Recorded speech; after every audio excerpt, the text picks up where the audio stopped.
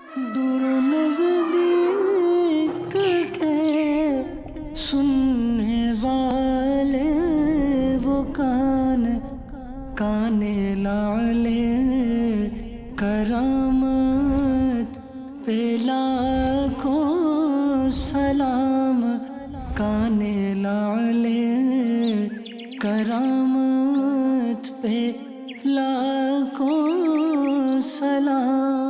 अल्हम्दुलिल्लाहि रब्बिल आलमीन वस्सलातु वस्सलामु अला सय्यिदिल मुरसलीन अम्मा बअद फ़अऊज़ु बिल्लाहि मिनश शैतानिर रजीम बिस्मिल्लाहिर रहमानिर रहीम अस्सलातु वस्सलामु अलैका या रसूलल्लाह व अला आलिका व अस्हाबिका या हबीबल्लाह अस्सलातु वस्सलामु अलैका या नबियल्लाह व अला आलिका व अस्हाबिका या नूरल्लाह। প্রিয় ইসলামী ভাইয়েরা ও মাদানী চ্যানেলের দর্শক শ্রোতা, মাদানী চ্যানেল বাংলার ধারাবাহিক অনুষ্ঠান তিনি বুঝেন সবার ভাষা নিয়ে আবার আপনাদের সামনে উপস্থিত হয়েছি। এই মুহূর্তে যে যেখানে আছেন, যেখান থেকে বসে আমাদের অনুষ্ঠান দেখছেন, সবাইকে জানাচ্ছি আন্তরিক মোবারকবাদ ও অভিনন্দন। প্রিয় ইসলামী ভাইয়েরা, তিনি বুঝেন সবার ভাষা। কে বুঝেন সবার ভাষা? হ্যাঁ, ইসলামী ভাইয়েরা, তিনি আমাদের প্রিয় নবী রসুল আরবি হুজুরপুর নূর সাল্লাল্লাহু তাআলা আলাইহি ওয়া আলিহি ওয়াসাল্লাম। তিনি সবার ভাষা বুঝেন। যেভাবে মানুষ, যেভাবে জীব জন্তু, পশু পাখি, বৃক্ষ তরুলতা, পাথর, সবার ভাষা তিনি বুঝেন। হ্যাঁ ইসলামী ভাইয়েরা, আমরা প্রত্যেকবার এক একটি নতুন নতুন বিষয় নিয়ে আমরা আলোচনা করি। আমাদের আজকের বিষয় হচ্ছে পাহাড়, পাথর ও বৃক্ষের আবেদন। আসুন আজকে আমরা সেই ঘটনায় শ্রবণ করি। সল্লু আলাল হাবিব সাল্লাল্লাহু তাআলা আলা মুহাম্মদ সাল্লাল্লাহু তাআলা আলাইহি ওয়া আলিহি ওয়াসাল্লাম। প্রিয় ইসলামী ভাইয়েরা, আলোচনা শ্রবণ করার পূর্বে আসুন আমরা প্রথমেই দরুদ শরীফের ফজিলত সম্পর্কে শুনে নিই। প্রিয় নবী রসুল আরবি হুজুরপুর নূর সাল্লাল্লাহু তাআলা আলাইহি ওয়া আলিহি ওয়াসাল্লাম ইরশাদ করেন, যে ব্যক্তি সারাদিনে 50 বার দরুদ শরীফ পাঠ করবে, কিয়ামতের দিন আমি তার সাথে মুসাফাহা করব। সুবহানাল্লাহ, সুবহানাল্লাহ। প্রিয় ইসলামী ভাইয়েরা, আসুন আমরাও পাঠ করে নিই। সল্লু আলাল হাবিব সাল্লাল্লাহু তাআলা আলা মুহাম্মদ সাল্লাল্লাহু তাআলা আলাইহি ওয়া আলিহি ওয়াসাল্লাম। প্রিয় ইসলামী ভাইয়েরা ও মাদানী চ্যানেলের দর্শক শ্রোতা, আমাদের আজকের বিষয় পাহাড়, পাথর ও বৃক্ষের আবেদন। আসুন, যে কোন পাথর, কোন পাহাড় প্রিয় নবীকে সালাম দিত। মানুষ যেভাবে প্রিয় নবীকে সালাম দিত, সাহাবায়ে কেরাম আলাইহিম রিদওয়ানগণ যেভাবে প্রিয় নবীকে সালাম দিত, ঠিক তেমনিভাবে পাহাড়ও প্রিয় নবীকে সালাম প্রদান করত।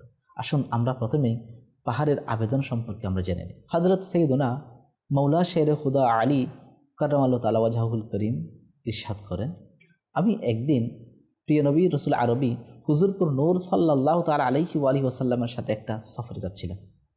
তখন সফরে যাওয়ার প্রতিমধ্যে যত বৃক্ষ, যত পাহাড় তরুলতা যেগুলো ছিল, সবাই প্রিয় নবীকে সালাম দিতে লাগলো, আসসালাতু ওয়াসসালামু আলাইকা ইয়া রাসূলুল্লাহ। এইভাবেই সালাম প্রদান করতে লাগলো। আমি এটা নিজ কানে শ্রবণ করেছি। প্রিয় ইসলামী ভাইয়েরা ও মাদানী চ্যানেলের দর্শক শ্রোতা, আমরা কেমন নবীর উম্মত, যেই নবীকে পাহাড় পর্যন্ত সালাম দেয়। আর মৌলা শের খুদা আলী কাররামাল্লাহু তাআলা ওয়াজহুল করিম দেখতে লাগলেন যে পাহাড়, গাছপালা সবগুলোই প্রিয় নবীকে সালাম দিচ্ছে। আর যে পথ দিয়ে অতিক্রম করে যাচ্ছেন, ওই পথের পাহাড়, ওই পথের গাছপালা সবগুলোই প্রিয় নবীকে সালাম প্রদান করছেন।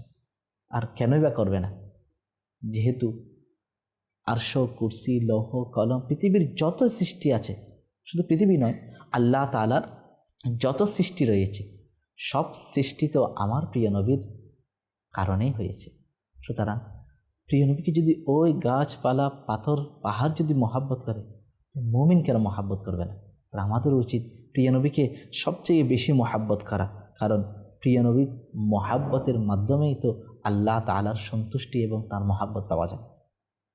প্রিয় নবী রসুল আরবি হুজুরপুর নূর সাল্লাল্লাহু তাআলা আলাইহি ওয়া আলিহি ওয়াসাল্লাম ইরশাদ করেন যে নবুয়ত প্রকাশের পূর্বে কোন পাথর আমাকে সালাম দিত সে সম্পর্কেও আমার জানা রয়েছে।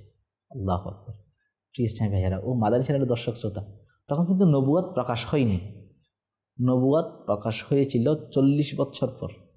তাহলে 40 বছর পূর্বেও কিন্তু আমাদের প্রিয় নবী রসুল আরবি হুজুরপুর নূর সাল্লাল্লাহু তাআলা আলাইহি ওয়া আলিহি ওয়াসাল্লাম তখনও কিন্তু নবী ছিলেন। তখন প্রিয় নবী আরও ইরশাদ করেন যে কোন পাথর নবুয়ত প্রকাশের পূর্বে আমাকে সালাম দিত সে সম্পর্কেও আমার জানা রয়েছে। কেননা আমাদের প্রিয় নবী তখনও নবী ছিলেন, এজন্য তিনি ইরশাদ করেন যে হযরত আদম আলা নবিয়ানা ও আলাইহি সালাতু ওয়াসসালাম যখন সৃষ্টি হয় নাই তখনও আমি নবী ছিলাম।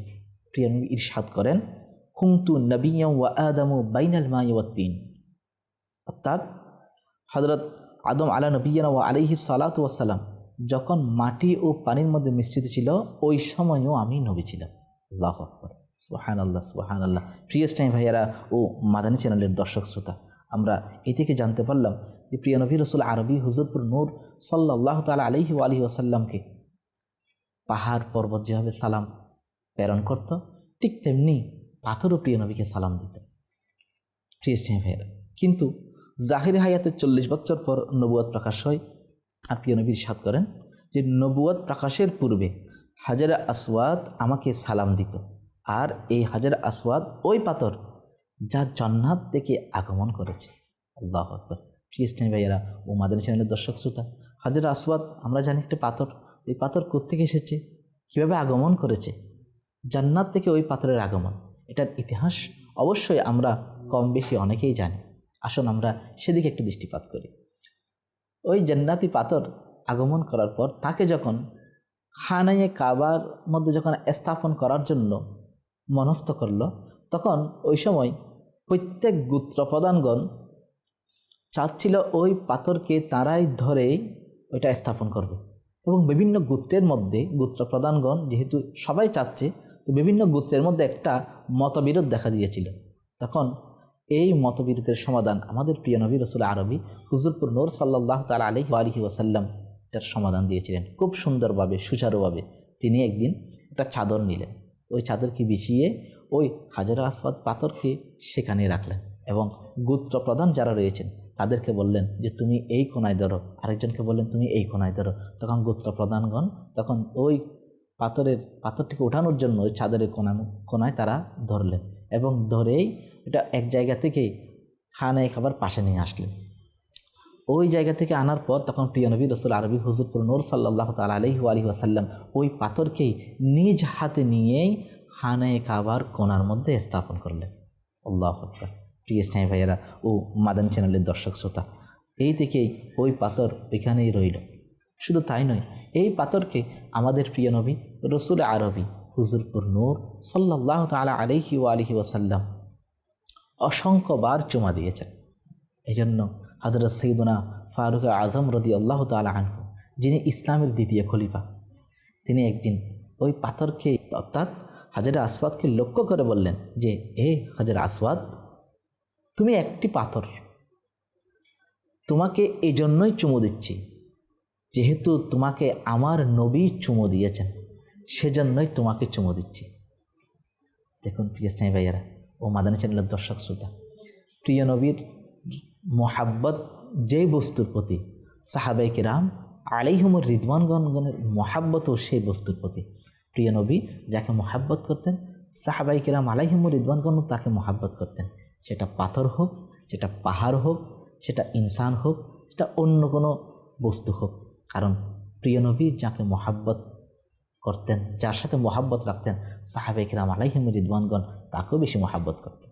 প্রিয় ইসলামী ভাইয়েরা ও মাদানী চ্যানেলের দর্শক শ্রোতা, আমরা শুনলাম যে হাজারে আসওয়াদ পাথরকে প্রিয় নবী চুমু দিয়েছেন। আর আদবটা এটাই যে প্রিয় নবী যেই পাথরকে চুমু দিয়েছে, আমাদের সেই পাথরকে চুমু দেওয়া, মোহাব্বত করা। শুধু তাই নয়, এই পাথর সম্পর্কে প্রিয় নবী রাসূল আরবি হুজুরপুর নূর সাল্লাল্লাহু তাআলা আলাইহি ওয়াসাল্লাম ইরশাদ করেন যে এই পাথর, যে হাজারে আসওয়াদ একটি পাথর মাত্র, কিন্তু কিয়ামতের দিন এর দুটি চোখ হবে এবং একটি মুখ হবে, জবান হবে। কারণ ওই পাথর কিয়ামতের ময়দানে যারা এই পাথরকে চুমু দিয়েছেন তাদের পক্ষে সুপারিশ করবে। সুবহানাল্লাহ। প্রিয় ইসলামী ভাইয়ের ও মাদানী চ্যানেলের দর্শক শ্রোতা, কিয়ামতের ময়দানে যেখানে পিতা থেকে মাতা অনেক দূরে থাকবেন, সন্তান থেকে পিতা মাতা অনেক দূরে থাকবেন, সেই দিন কোন অবস্থা হবে, সেই দিন কেমন হবে সেই দৃশ্যটা। আর সেই মুহূর্তে শুধু আমাদের নবী তো শাফাআত করবেন, আমার নবী যাকে মোহাব্বত করেছেন সেই হাজারে আসওয়াদ পাথরও কাল কিয়ামতের ময়দানে যারা হাজার আসওয়াদকে চুমো দিয়েছে তাদের পক্ষে সুপারিশ করবেন। প্রিয় ইসলামী ভাইয়েরা ও মাদানী চ্যানেলের দর্শক শ্রোতা, আর ওই পাথর কেমন দামি হয়েছে, যেই পাথর প্রিয় নবীর নুরানি জাবান মোবারকের চুমু পেয়েছে, ওই পাথরের মানসম্মান তো মর্যাদা অনেক বৃদ্ধি পেয়েছে। আর ওই পাথর কিয়ামতের ময়দান উম্মতে মুহাম্মদের জন্য সুপারিশ করবেন। আর হাজার আসওয়াদ প্রিয় নবীর দরবারে কি আবেদন করেছিল, আসুন আমরা সেই সম্পর্কে জেনে নিই। আমার আকা আলা হজরত আজিমুল বরকত পরওয়ানে শামঈ রিসালাত শাহ ইমাম আহমদ রাজা খান রহমতুল্লাহ তাআলা আলাইহি বড়ই সুন্দর বলেছেন, যার অনুবাদ হচ্ছে এরকম: মদিনায় তৈবায় যখন উমরা করে, যখন হাজার আসওয়াদ থেকে যখন হাজিরা যখন বিদায় নেয়, উমরা শেষ করে যখন বিদায় নেয়, তখন ওই হাজার আসওয়াদ তখন ওই মদিনার যাত্রীদের উদ্দেশ্যে করে বলে, হে মদিনার পথের যাত্রীরা, যখন তোমরা মদিনায় তৈবায় যাবে, যখন প্রিয় নবীর দরবারে যখন যাবে, তখন ওই পবিত্র দরবারে উপস্থিত হওয়ার কারণে তোমাদের সকল গুনাহ ক্ষমা করে দেওয়া হবে। আল্লাহু আকবার। তোমরা তখন পবিত্র হয়ে যাবে, তোমাদের কুলসিত অন্তরটা পরিষ্কার হয়ে যাবে। হে মদিনার যাত্রীরা, আমাকেও একটু নিয়ে চলো, আমিও যাতে প্রিয় নবীর দরবারে গিয়ে আমার এই কালো রঙটা যেন পরিষ্কার করতে পারি, এটা যেন সাদা করতে পারি, যেন সব ময়লা দূরীভূত হয়ে যায়। প্রিয় ইসলামী ভাইয়েরা ও মাদানী চ্যানেলের দর্শক শ্রোতা, এখানে একটি বিষয় লক্ষ্য করা দরকার যে হাজার আসওয়াদ এটা কালো হয়ে গিয়েছে। কী জন্য কালো হয়ে গিয়েছিল? এটা প্রথমে কিন্তু সাদা ছিল, এটা আস্তে আস্তে কালো রং ধারণ করেছে। তাহলে এখানে হাজার আসওয়াদ যে আবেদন করেছে যে আমি যদি প্রিয় নবীর দরবারে যেতে পারি তাহলে আমার রংটা পরিবর্তন হবে, তো কালো থেকে এটা সাদা রঙে পরিবর্তন হয়ে যায়। যেভাবে একজন মুসলমান যেভাবে প্রিয় নবীর দরবারে গিয়ে যখন সে ফরিয়াদ করে, প্রার্থনা করে, তখন প্রিয় নবীর কারণেই, প্রিয় নবীর ওসিলায় আল্লাহ তাআলা ওই বান্দার গুনাহ ক্ষমা করে দেন। ঠিক তদ্রূপ এই হাজার আসওয়াদের পাথরের রংটাও পরিবর্তন হয়ে যায়। ময়লা, দ্যাট মিনস এটা ময়লা নয়, এটা হচ্ছে যে কালারটা পরিবর্তন হয়ে গিয়েছে। যেহেতু হাদিস মুবারকের মধ্যে বর্ণিত রয়েছে, হাজার আসওয়াদকে যখন চুমো দেওয়া হয় তখন হাজার আসওয়াদ ওই বন্দার গুনাহগুলোকে চুষে নেন। এটা চুষে নেওয়ার কারণে তার সাদা রঙটা আস্তে আস্তে কালোতে পরিণত হয়েছে। প্রিয় ইসলামী ভাইয়েরা ও মাদানী চ্যানেলের দর্শক শ্রোতা, আমরা শুনলাম যে হাজার আসওয়াদ প্রিয় নবীর দরবারে আবেদন করেছিল, প্রার্থনা করেছিল যে আমি যদি প্রিয় নবীর দরবারে যেতে পারি তাহলে আমিও প্রিয় নবীর দরবারে গিয়ে আমার রঙটা পরিবর্তন হয়ে যাবে, কালোটা সাদাতে পরিবর্তন হয়ে যাবে।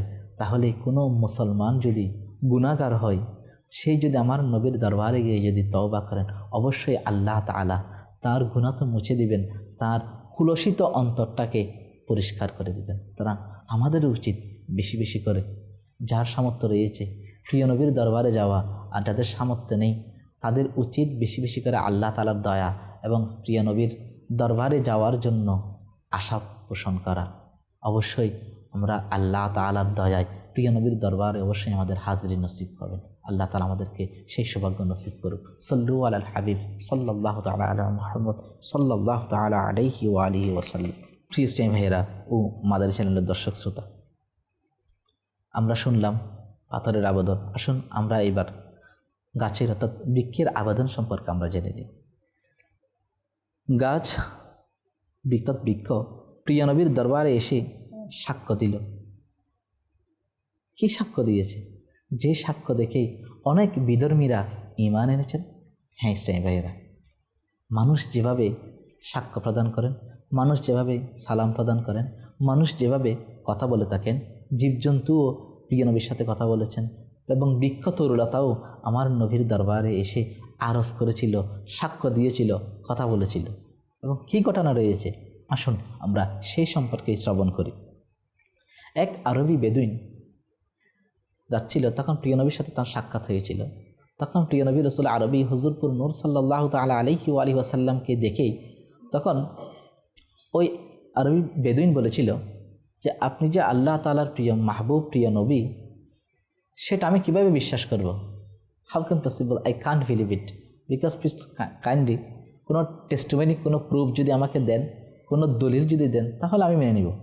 তখন প্রিয় নবী রাসূল আরবি হুজুরপুর নূর সাল্লাল্লাহু তাআলা আলাইহি ওয়া আলিহি ওয়াসাল্লাম বললেন, তুমি দেখছো মাঠের মধ্যে একটি বৃক্ষ রয়েছে? যে হ্যাঁ দেখছি। ওই বৃক্ষের কোনো শাখা যদি তার আপন জায়গা থেকে যদি এসে যদি সাক্ষ্য প্রদান করে তাহলে কি তুমি ঈমান আনবে? তখন ওই আরবি বেদুইন বলেছিলেন, হ্যাঁ আমি অবশ্যই ঈমান আনব। তখন প্রিয় নবী যখন ডাক দিলেন, তখন ওই বৃক্ষের একটি শাখা, একটি ঢালি তার মূল থেকে পৃথক হয়েই হেঁটে হেঁটে আমার প্রিয় নবীর সামনে চলে আসলো। আল্লাহু আকবার। প্রিয় নবীর সামনে এসেই ওই বৃক্ষ তখন মানুষের মতো বলতে লাগলো, আসসালাতু ওয়াসসালামু আলাইকা ইয়া রাসূলুল্লাহ, আসসালাতু ওয়াসসালামু আলাইকা ইয়া হাবিবাল্লাহ, আসসালাতু ওয়াসসালামু আলাইকা ইয়া নবিয়াল্লাহ। যখন বৃক্ষ এভাবে কথা বলতে লাগলো, বৃক্ষের শাখা, তখন ওই আরব বেদুইন লোকটি দেখেই তখন সেই সাথে সাথে বলে দিল, আপনি নিশ্চয়ই সত্যিকারের রসুল, আপনি অবশ্যই আল্লাহ তাআলার প্রেরিত সেই রসুল, যার মধ্যে কোনো সন্দেহ নেই। তখন ওই ব্যক্তি ঈমান এনে মুসলমান হয়ে গেল। প্রিয় ইসলামী ভাইয়েরা ও মাদানী চ্যানেলের দর্শক শ্রোতা, দেখুন আমরা শুনলাম যে প্রিয় নবীর দরবারে বৃক্ষ তার আপন মূল থেকে পৃথক হয়েই হেঁটে হেঁটে তার আপন জায়গা থেকে চলে আসলো। আর আমার নবী যখন হুকুম দিলেন, নির্দেশ যখন দিলেন, তখন ওই বৃক্ষ আবার হেঁটে হেঁটে তার আগের জায়গায় চলে গিয়েছিল। শুধু তাই নয়, এভাবে আরও বর্ণিত রয়েছে। হযরত সাইয়্যিদুনা আব্দুল্লাহ ইবনে ওমর রাদিয়াল্লাহু তাআলা আনহু থেকেও এরকম একটি ঘটনা বর্ণিত রয়েছে। হযরত আব্দুল্লাহ ইবনে ওমর রাদিয়াল্লাহু তাআলা আনহু হচ্ছেন হযরত সাইয়্যিদুনা ফারুক আজম রাদিয়াল্লাহু তাআলা আনহুর সাহেবজাদা। ফারুক আজম তিনি ইসলামের দ্বিতীয় খলিফা, যিনি অর্ধ পৃথিবী শাসন করেছেন। তাঁরই শাহজাদা, দেখুন তাঁর শাহজাদার মর্যাদা কেমন হবে, যার পিতা একজন সাহাবী, তার সন্তান কেমন হবে। প্রিয় ইসলামী ভাইয়ের, হযরত সাইয়্যিদুনা আব্দুল্লাহ ইবনে ওমর রাদিয়াল্লাহু তাআলা আনহু তিনি বলেন যে আমরা একবার প্রিয় নবী রাসূল আরবি হুজুরপুর নূর সাল্লাল্লাহু তাআলা আলাইহি ওয়া আলিহি ওয়াসাল্লাম এর সাথে একটা সফরে ছিলাম। তখন প্রতিমধ্যে এক আরবি ব্যক্তির সাথে সাক্ষাৎ। তখন ওই ব্যক্তি এসে বলল যে আপনি যে নবী, সেটার কোনো মুআজিজা আমাদেরকে দেখান, যেটা দেখে আমরা বিশ্বাস করতে পারবো যে আপনি নবী।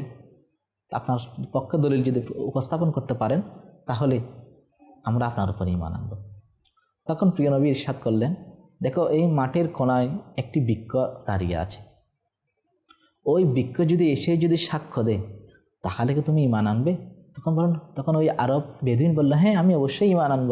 প্রিয় নবী যখন ইশারা করলেন, আমার নবীর ইশারা পাওয়ার সাথে সাথে ওই বৃক্ষ এখান থেকে লব্বাইক বলে তার শিকড় সহ নিয়ে, শুধু বৃক্ষ নয়, তার শিকড় সহ নিয়েই হেঁটে হেঁটে আমার নবীর সামনে চলে আসলেন এবং চলে এসেই বলল, আসসালাতু ওয়াসসালামু আলাইকা ইয়া রাসূলুল্লাহ, আসসালাতু ওয়াসসালামু আলাইকা ইয়া হাবিবাল্লাহ।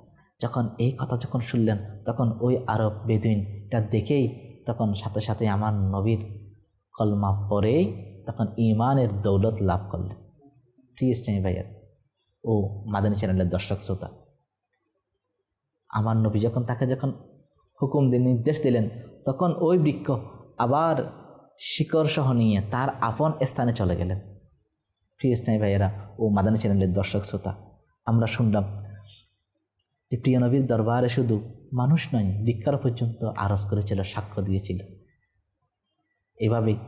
যেভাবে উস্তুনে হান্নানা একটি খেজুর বৃক্ষ, যে খেজুর বৃক্ষে হেলান দিয়ে তখন মেহরাবে নববী তখন তৈরি হয় নাই, প্রিয় নবী খুতবা প্রদান করেছিল।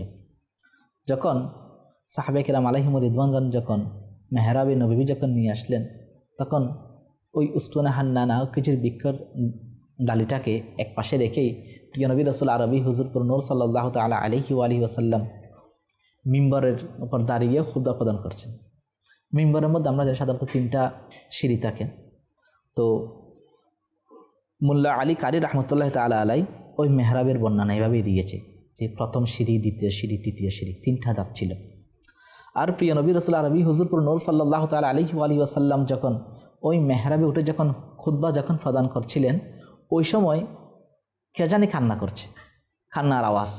এক রাওয়ায়াতের মধ্যে এভাবে রয়েছে যে ছোটো বাচ্চা যেভাবে কান্না করে ঠিক ওইভাবে কান্না করছে। অপর রাওয়ায়াতের মধ্যে এভাবে রয়েছে যে উটের মতো, যে উট যখন বাচ্চা প্রসব করার পূর্বেই তখন তার যে সিচুয়েশন হয়, ওই অবস্থা যেভাবে কান্না করে ঠিক ওইভাবে কান্না করে যাচ্ছিল। তখন সাহাবায়ে কেরাম আলাইহিমুর রিদওয়ান সবাই এদিক ওইদিক তাকাচ্ছিল যে কে কান্না করছে, কিন্তু কাউকে দেখা যাচ্ছে না। তখন প্রিয় নবী মিম্বর শরীফ থেকে নেমেই তখন ওই উস্তুনে হান্নানার কাছে চলে গেল। আমার নবী যখন পরশ যখন বুলিয়ে দিলেন তখন ওই উস্তুনে হান্নানা কান্না বন্ধ হয়ে গেল। এটা এক রওয়ায়াত। এবং অপর রওয়ায়াতের মধ্যে এইভাবেই রয়েছে, প্রিয় নবী রাসূল আরবি হুজুরপুর নূর সাল্লাল্লাহু তাআলা আলাইহি ওয়াসাল্লাম যখন মিম্বার শরীফ থেকে নেমে তার পথ ওই উস্তুনে হান্নানা যখন পরশ যখন বুলিয়ে দিলেন তখন তার কান্না থেমে গিয়েছিল। প্রিয় নবী রাসূল আরবি হুজুরপুর নূর সাল্লাল্লাহু তাআলা আলাইহি ওয়াসাল্লাম আরও ইরশাদ করেন, ওই সত্তার শপথ যার কুদরতের হাতে আমার জীবন, আমি যদি এই উস্তুনে হান্নানাকে যদি জড়িয়ে না ধরতাম, আমরা প্রথমে শুনেছি পরশ বুলিয়ে দিয়েছেন, অপর রাওয়ায়াতের মধ্যে রয়েছে যে প্রিয় নবী রাসূল আরবি হুজুরপুর নূর সাল্লাল্লাহু তাআলা আলাইহি ওয়াসাল্লাম এই উস্তুনে হান্নানাকে বুকে জড়িয়ে ধরলেন। যেভাবে মা সন্তানকে যেভাবে জড়িয়ে ধরে, সন্তান যখন মায়ের পরশ যখন পায় তখন কান্না বন্ধ হয়ে যায়, হিচকি দিতে দিতে হিচকি থেকে যায়, কান্না স্টপ হয়ে যায়, বাট হিচকি থেকে যায়, ওই হিচকি দিতে দিতে আস্তে আস্তে সে স্লো মোশন আসে, শান্ত হয়ে যায়। ঠিক তদ্রূপ ওই রকমভাবে উস্তুনে হান্নানা ওই হিচকি দিতে দিতে আমার প্রিয় নবীর রাসূল আরবি হুজুরপুর নূর সাল্লাল্লাহু তাআলা আলাইহি ওয়াসাল্লাম এর নুরানি শরীর মুবারকের মধ্যে চলে এসেছিল। অর্থাৎ তাকে যখন জড়িয়ে দিয়েছিল তখন সে ছোটো বাচ্চার মতো হিঁচকি দিচ্ছে এবং আস্তে আস্তে শান্ত হয়ে যাচ্ছে। এই জন্য প্রিয় নবী ইরশাদ করেছেন, ওই সত্তার শপথ যার কুদরতের হাতে আমার জীবন, আমি যদি তাকে জড়িয়ে না ধরতাম, তাকে যদি পরশ বুলিয়ে না দিতাম, তাহলে এই উস্তুনে হান্নানা কিয়ামত অবধি ছোটো বাচ্চার মতো কান্না করে যেত। আল্লাহ আল্লাহ মাদানী চ্যানেলের দর্শক শ্রোতা, দেখুন প্রিয় নবীর মোহাব্বত কেমন, প্রিয় নবীর বিরহে ওই বৃক্ষ পর্যন্ত কান্না করে দিচ্ছে। তখন প্রিয় নবী তাকে জিজ্ঞেস করেছিল, উস্তুনে হান্নানা, তোমাকে অবকাশ দেওয়া হচ্ছে, তুমি কোনটা চাও? তুমি যদি চাও তোমাকে আগের জায়গায় স্থাপন করব, আর যদি চাও তোমাকে জান্নাতে পাঠিয়ে দিব, তুমি জান্নাতে থাকবে। জান্নাতের মধ্যে যত বুজুর্গানে দিনগণ, আল্লাহর ওলিরা যারা রয়েছেন, নেককার বান্দা যারা রয়েছেন, তারা তোমার থেকে ফল আহার করবে। তখন উস্তুনে হান্নানা বলল, ইয়া রাসূলুল্লাহ, আমাকে তাই করুন, আমাকে জান্নাতে পাঠিয়ে দিন। তখন এক রাওয়ায়াতের মধ্যে এভাবে রয়েছে যে প্রিয় নবী রাসূল আরবি হুজুরপুর নূর সাল্লাল্লাহু তাআলা আলাইহি ওয়াসাল্লাম ওই উস্তুনে হান্নানাকে নিজের মিম্বার শরীফ যেটা রয়েছেন মসজিদ নববীর মিম্বার, এই মিম্বারের নিচেই ওই উস্তুনে হান্নানাকে দাফন করে দিয়েছিলেন। প্রিয় ইসলামী ভাইয়েরা ও মাদানী চ্যানেলের দর্শক শ্রোতা, প্রিয় নবীর জন্য যদি ওই বৃক্ষ যদি কান্না করে এমন মর্যাদা লাভ করে, উম্মতে মুহাম্মদ যদি কান্না করে তাদের অবস্থা কীরকম হবে? হযরত সৈয়দনা হাসান বসরি রাহমাতুল্লাহ তাআলা আলাইহি বলেন, এই গাছ যদি প্রিয় নবীর বিরহের দ্বারা এমন মর্যাদা লাভ করে, তাহলে আল্লাহ তাআলার শপথ, কোনো মুসলমান আশেকে রসুল যদি প্রিয় নবীর জন্য এভাবে যদি কান্না করেন, আমার রব তাআলা কখনো ওই ব্যক্তিকে নিরাশ করবেন না। আল্লাহ তাআলা অবশ্যই ওই ব্যক্তির উপর দয়া করবেন, আমার নবী তো অবশ্যই দয়া করবেন। সুতরাং আমাদেরও উচিত এইভাবেই প্রিয় নবীকে মহাব্বত করা, তাঁর বিরহে কান্না করা, তাকে দেখার জন্য প্রার্থনা করা আল্লাহ তাআলার দরবারে। আর এই হাদিসটি শুধু একজন নয়, অসংখ্য রাবী বর্ণনা করেছেন। এই হাদিসগুলো হযরত সৈয়দনা জাবের বিন আব্দুল্লাহ রাদিয়াল্লাহু তাআলা আনহু, হযরত সৈয়দনা আনাস বিন মালিক রাদিয়াল্লাহু তাআলা আনহু, হযরত সৈয়দনা উবাই বিন কাব রাদিয়াল্লাহু তাআলা আনহু, হযরত সৈয়দনা মা আয়েশা সিদ্দিকা রাদিয়াল্লাহু তাআলা আনহা এই হাদিসটা বর্ণনা করেছেন। এই হাদিসগুলো হাদিসে মুতাওয়াতির। প্রিয় ইসলামী ভাইয়েরা ও মাদানী চ্যানেলের দর্শক শ্রোতা, দেখতে দেখতে শুনতে শুনতে আমরা আমাদের অনুষ্ঠানের শেষ পর্যায়ে চলে এসেছি। আমরা যা শুনলাম যে পাহাড়, বৃক্ষতরুলতা এবং পাথর যেভাবে প্রিয় নবীকে আবেদন করেছেন, যেভাবে মহাব্বত করেছেন, আল্লাহ তাআলা আমাদেরকে ওইভাবে মহাব্বত করা সেই সৌভাগ্য নসিব করুক। কারণ ওই পাথর, বৃক্ষতরুলতা তারা যেভাবে মহাব্বত করে, তার চেয়ে অধিক হকদার তো আমরা নবীর উম্মত। সুতরাং আমরা কেন মহাব্বত করব না? আমরা কেন অন্তরের মধ্যে বিদ্বেষ পোষণ করব? আমরা কেন অন্তরের মধ্যে হিংসা পোষণ করব? আমরা কেন অন্তরের মধ্যে এই ধরনের মনমতে তৈরি করব যে আমার দরকার নেই, আমি আমার মতো করে চলবো, আমি শুধু 5 ওয়াক্ত নামাজ পড়লে হয়তো হয়ে যাবে। এইভাবে হয়তো অনেকেই শয়তানের দুকায় পরে এইভাবে বলে থাকে যে আমরা মহাব্বত, ওই নবীকে দেখার, ওই নবীর সুন্নতকে অনুসরণ করার থেকে আমরা দূরে থাকি। এইভাবে যেন না হয়, আমরা আমার শেখে তরিকাত আমির আহলে সুন্নত আবিলাল মোহাম্মদ ইলিয়াস সত্তার কাদেরি রসবি জিয়াই দামদ বরকাতুম আল আলিয়াকে দেখি, যিনি প্রিয় নবীর বিরহ কীভাবে কান্না করেন, আমরা সে আশিক হই। দেখবেন ইনশাআল্লাহ আজ্জা ওয়া জাল অবশ্যই আমরা আল্লাহ তাআলার দয়া পাবো, ওই নবীর ফয়েজ দ্বারা আমাদের অন্তর আলোকিত হয়ে যাবে। আল্লাহ তাআলা আমরা যা শুনেছি সে অনুযায়ী আমল করার সেই সৌভাগ্য নসিব করুক। আমিন বিজাহিন নবিয়িল আমিন সল্লু আলাল হাবিব সাল্লাল্লাহু তাআলা আলা মুহাম্মদ সাল্লাল্লাহু তাআলা আলাইহি ওয়া আলিহি ওয়াসাল্লাম। दूर नजदीक के सुनने वाले वो काने लाले करामत पे लाखों सलाम, काने लाले करामत पे